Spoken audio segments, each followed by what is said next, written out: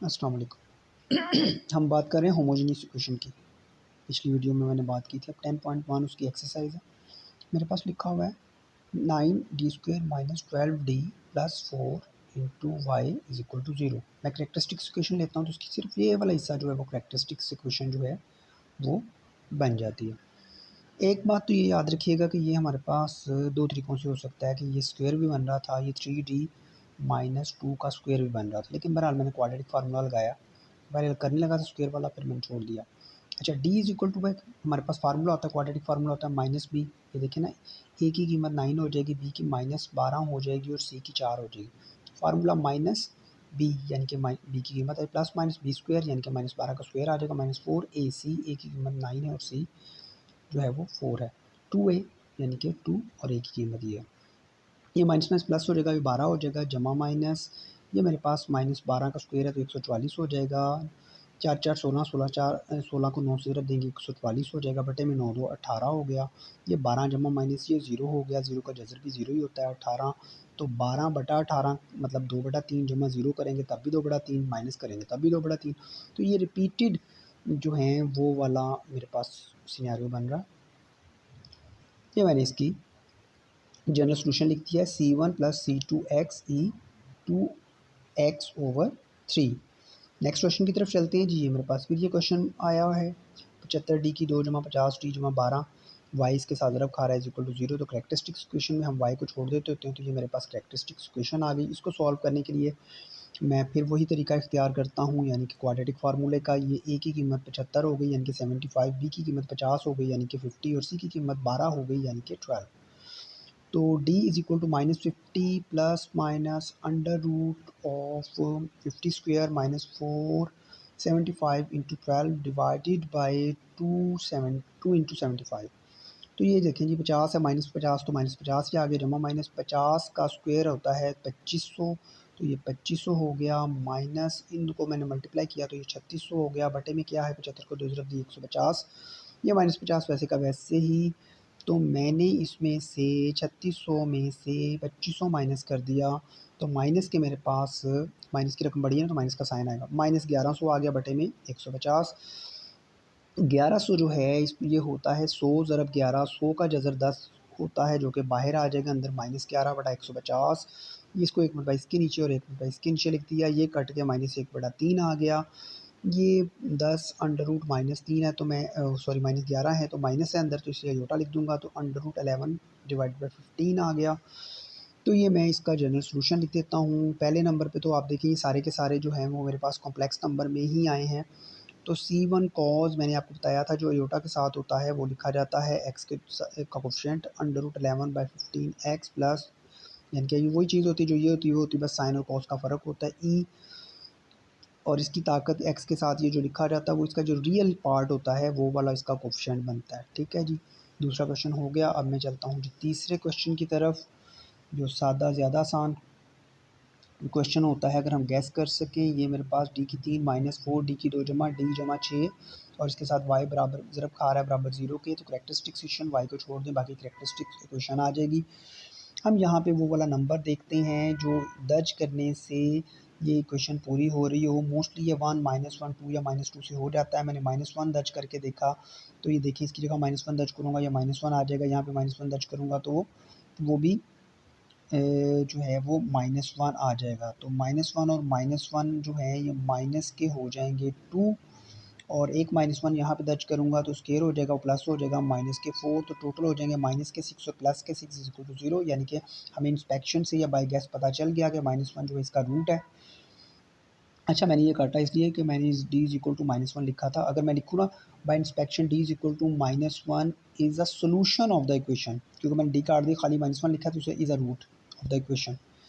तो ये मेरे पास इनके d का कोफिशिएंट 1 4 -4 d का 1 और ये 6, ये मैं सिंथेटिक डिवीजन के ज़रिए करने लगा हूँ। ये -1 हुआ था, -1 पहला वैसे का वैसे ही आ जाता है, इसको इससे ज़रब देते हैं तो ये -1 आ जाता है, दोनों को ऐड किया तो -5 -1 से ज़रब खाता है तो 5 आ जाता है, 5 और 1 6 हो जाता है, 6 -1 से ज़रब खाता है माइनस का 6 आ जाता है, माइनस का 6 और 6 जमा होते हैं तो 0 हो जाता है। तो इक्वेशन मेरे पास जो बाकी क्या बच जाता है d² -5d plus 6 is equal to 0। ये जब भी होता है ना, जो भी हमारे पास ये इसकी पावर होती है ना, तो ये उससे एक कम हो जाता है, जितनी मरतबा भी करना पड़े। फर्स्ट ईयर में आपने पढ़ा होगा। बहरहाल इसकी मैंने फैक्टराइजेशन कर दी। 3 ज़रब 2 6 होता है, 3 और 2 को जमा करें तो 5 होता है। तो ये आ गया D square minus 3d minus 2d plus 6। मैं ये रिपीट बता दूं क्यों होता है, क्योंकि यहाँ पे प्लस है ना, तो अगर यहाँ पे प्लस हो तो जो पेयर बनते हैं उन दोनों का जो साइन होता है वो सेम होना चाहिए, या दोनों पॉजिटिव होंगे या दोनों नेगेटिव होंगे, क्योंकि यहाँ पे नेगेटिव इसलिए दोनों नेगेटिव है। अच्छा, इसमें से डी कॉमन निकल जाएगा, डी माइनस 3 माइनस 2 कॉमन निकल जाएगा, डी माइनस 3। तो फैक्टराइजेशन होकर डी माइनस 3 और D minus 2 is equal to 0 बच गया मेरे पास। D minus 3 is equal to 0 तो डी इज इक्वल टू 3 आ गया, D minus 2 is equal to 0 तो डी इज इक्वल टू 2 आ गया। तो एक तो मैंने इंस्पेक्शन के ज़रिए इसका रूट निकाला था, 2 ये निकले, तो hence the roots are -1 2 and 3।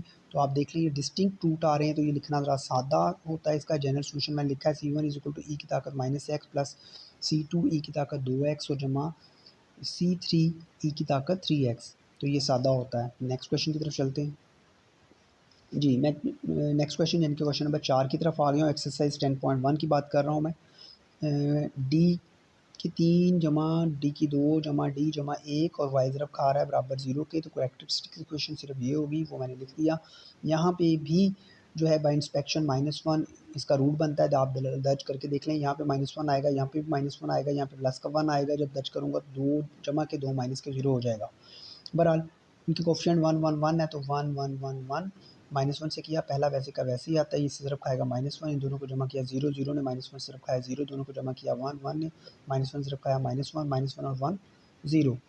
तो ये आ जाएगा डी की 2, डी तो 0 है इसलिए इसको छोड़ देंगे, +1 इज इक्वल टू 0, +1 इधर से उधर जाएगा -1, -1 अयोटा स्केयर के बराबर होता है। जो डी की कीमत आ जाएगी प्लस माइनस अयोटा। तो जनरल सोल्यूशन मेरे पास क्या बनेगा, क्योंकि एक तो हमारे पास -1 निकला है और दूसरा मेरे पास खाली कॉम्प्लेक्स में निकला है। तो रूट क्या आएगा, c1 ई की ताकत -x ये वाला, और इसकी क्या आएगा c2 cos x, क्योंकि इसका कोफिशिएंट 1 है, प्लस c3 sin x ई की ताकत, क्योंकि देखिए इसका रियल पार्ट यहाँ पे मौजूद ही नहीं है, लिहाजा 0x और 0x है तो ये 1 हो जाएगा। अगले स्टेप में मैंने इसको स्किप कर दिया, यानी कि ये नहीं आएगा, क्योंकि 1 से मल्टीप्लाई करके वो इक्वल हो जाता है। 5वें क्वेश्चन की तरफ चलते हैं जी। मैं आ गया हूँ जी 5वें क्वेश्चन पर।